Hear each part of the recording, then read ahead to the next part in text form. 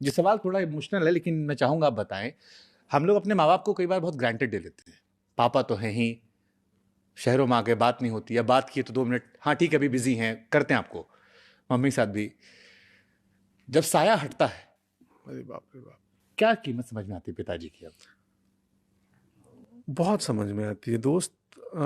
कैसे करूं, उसको शब्दों में बयान करना मुश्किल है कि इस चीज़ को मैं शब्दों में बयान कर दूं। मैं 30 साल से अपने पिताजी से कोई राय नहीं लिया था, कभी नहीं पूछा था कि मैं ये गाड़ी लेनी है, मेरे को ये घर लेना है, मुझे ये फिल्म करनी है, मैं बेटी को यहाँ पढ़ने के लिए भेजना चाहता हूँ। कोई कभी नहीं पूछता था, ना वो पूछते थे। कैसा है काम, कैसा चल रहा है, इसकी बातें हो जाए। मैं हर चौथे महीने गांव जाता था और 2 दिन 3 दिन उनके साथ रह के और माँ बाबू जी के साथ फिर मैं चुपके से, किसी को बिना बताए जाता था, कुछ नहीं, और 2 3 दिन घर में रह के लौट आता था। पर उनके निधन के बाद मुझे वैक्यूम हुआ जो अभी तक है।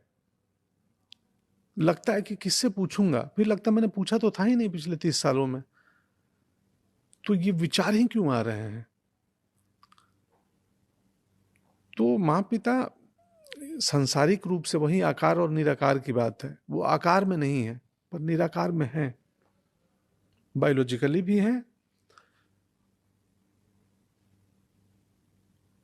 और वैचारिक रूप से ही भी है। कि मैं इस बात में बार बार रेफरेंस दे रहा हूं कि पिताजी अद्भुत थे। मैं जो बना हूं उसमें बायोलॉजिकल और वैचारिक बहुत बड़ा योगदान है माँ पिता का, उसको नहीं इनकार कर सकते। इसीलिए स्टोरी टेलिंग इम्पोर्टेंट हो जाती, महत्वपूर्ण और इम्पोर्टेंट चीज़ है कि हम स्टोरी टेलिंग के बहाने सिनेमा में, उपन्यास में, किताबों में आपको ये अनुभूति दिला देते हैं कि शायद माँ पिता को टेकन फॉर ग्रांटेड ले रहे हो तुम। वो किरदार लेता है और वो रियलाइज करता है, और उसका रियलाइजेशन है, उसका एक दर्शक को थिएटर से निकलता है तो मनोरंजन के साथ साथ ये लेके निकलता है। और वो अपने माँ को अगर फ़ोन कर दे, पिताजी को फ़ोन कर दे।